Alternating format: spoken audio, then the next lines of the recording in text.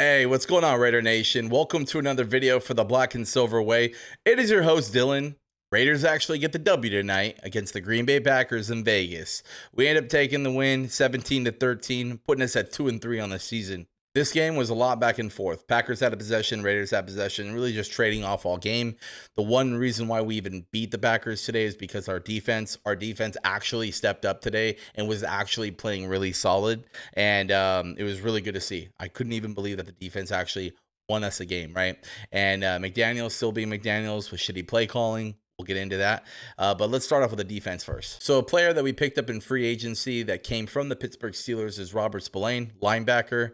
He had an amazing game today. First off, he was really doing a good job ball hawking the middle of the field, kind of reading what Jordan Love was going to do. I think it was in the first or the second quarter.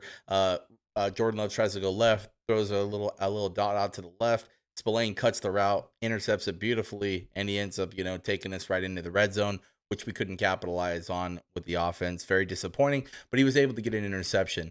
He had a few tackles today. I think he had like 3 or 4 tackles and also got another interception by a pass that was deflected by Marcus Peters, and he ends up being at the right place, right time, grabs that interception, gets 2 interceptions today, multiple tackles. Robert Spillane really setting the tone, really ball hawking on the defense, and that's something that we've been lacking on. We've been lacking on that ball hawk, middle of the field leader. We need that presence, and that's something that he was able to do for us today. And defense was swarming. Another person setting the tone every single game. We only have to worry about it. He's never even missed a damn game in his life.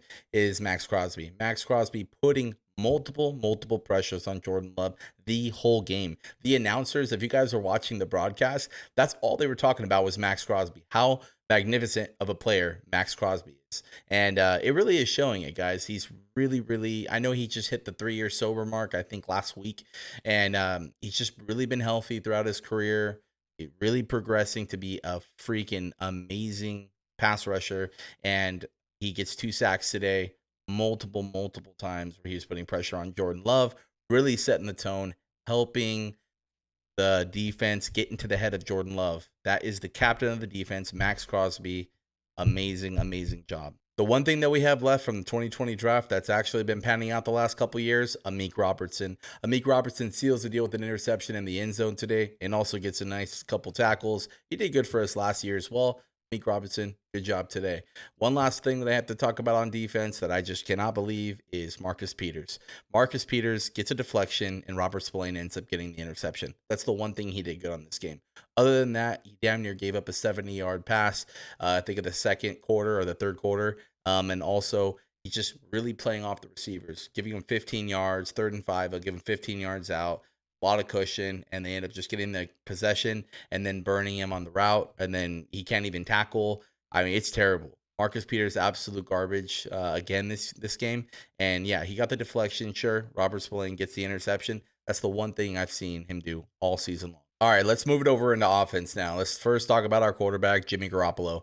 Jimmy Garoppolo was out last week. Aiden O'Connell ended up filling in for him against the Chargers for the concussion protocol. Comes back. Here we go, right? Jimmy's our guy, right? McDaniels, Jimmy's the guy, right? It just continued on from week 1, week 2. It's the same type of shit. Jimmy Garoppolo, very limited quarterback. I mean, he just dumps it off, checkdowns left and right in the middle. There's really no vision downfield, no vision on the sidelines. Very basic. He ended up throwing for 210 yards, 1 touchdown, 1 interception.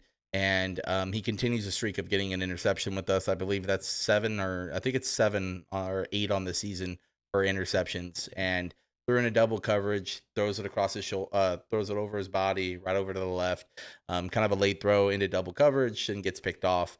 He should have had 2 interceptions. He also forced another one to Jacoby Myers. Safety comes down, nearly picked the ball from us. Jimmy Garoppolo's not it. We already knew this. I knew this in the offseason. Terrible pick. Like, if I would have known that Derek Carr was going to get placed with Jimmy Garoppolo, I would have never dumped Carr last year. But then again, we would have had to pay the guy. That's a different story for a different day.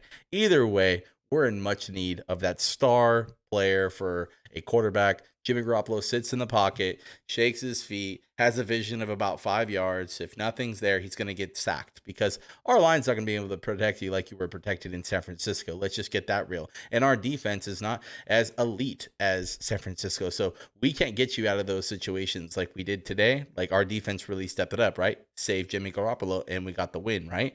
It's kind of like what was going on in San Francisco for his 5 years that he was there. So if we don't have that defense stepping up today, and Jordan Love got another touchdown, we would have lost today. So again, Jimmy Garoppolo, not it at all, but what can we do? That's our guy, right? McDaniels, that's our guy, right? Josh Jacobs actually getting active today, had a couple good breakout runs, and for the most part, though, still not nearly as explosive or as good as he was hitting the holes last year. But overall, he had a touchdown today, a couple good possessions. We got Michael Mayer involved. He had a couple nice catches. Hooper caught a couple. Our tight ends were getting involved. Renfro didn't get a catch, but he was actually targeted. So I guess that's a step in the right direction. It's really weird with Hunter Renfro. Jacoby Myers gets a couple receptions. He's doing a really good job having that chemistry with Jimmy Garoppolo on those checkdown situations. Devontae Adams really just wasn't getting looked at much this game. And if he was getting looked at, Jimmy wasn't throwing it to him. So he had a couple catches. I think he had like 30 or 40 yards, but no touchdown for him. I don't understand why we don't get Devontae the ball more. I mean, in the beginning of this season, that's all he would throw to. Then it went to Jacoby Myers, and then now it's going to some of the tight ends. And then Jacoby Myers, but like he's really got to. Jimmy Garoppolo's got to do a better job at spreading the ball evenly on the offense and giving everybody looks. Like Hunter Renfro doesn't even really get looks, so it's pretty wild. Very, very shitty, interesting offense this year. McDaniel's doing those little play calls where he has to dump it off to Josh Jacobs, throw it back to Jimmy Garoppolo. They're bobbling the ball. Defense are reading it, just blitzing us. It's not working. Like, stop with those little McDaniel stupid ass flea flicker plays. Like, it just doesn't work with the Raiders. Like, we don't have like the chemistry is just not there. It's like it feels like it's being forced. And the reason why Josh Jacobs is just not succeeding so much is because Jimmy just throws for 5 or 10 yards. They just stack the box, man. It's crazy. Like this offense, guys, it's pretty terrible. So Daniel Carlson has a couple missed kicks today. First one was deflected a little bit. Packer got a hand on it, and the second one he hits the post, and that one is just obviously a missed kick. Let's get into coaching now. So last week we're at the 5-yard line. We need a touchdown to go ahead and tie the game. Instead of handing the ball off a couple of times for us to try to get in the end zone to tie the game, McDaniels calls an out route with Aiden O'Connell, forces a ball, gets picked off, and that ends the game. McDaniels has been making some really, really stupid calls right at the very end of the game. And this is what makes everybody, hate McDaniels. It's just simply bad coaching. On this one right here, we're driving the ball down the field, 2-minute warning. All we need is 1 yard. We need 1 yard, okay? We're on like their 43, and we need 1 yard to go ahead and seal this game. They have one timeout left. They wouldn't have had enough time. We would have won the game. Instead of just going for that 1 yard, that Jimmy Garoppolo could just do a quarterback sneak and at least attempt it, we end up kicking a field goal, missing the field goal, and putting immense pressure on the defense. That could have backfired terribly, and they could have actually scored on us, and we would have lost the game. And that would have fallen back again on McDaniels' bad coaching, especially right at the end like that. So McDaniels is terrible. He really is. It's reminding me of like the Lane Kiffin, just like obnoxious, weird, like play calling that's just not working and decisions at the end that just don't make sense. And it's just bad, and it's the Raider Nation's really, taking it to a storm, and people in the organization know that the fans absolutely hate McDaniels. So we'll see how long it lasts. We'll see how this whole regime is going to work out, but we could win the next couple games. I mean, we're going up against the Patriots. They're 1-4. Okay. We're going up against the Bears after that. They're 1-4.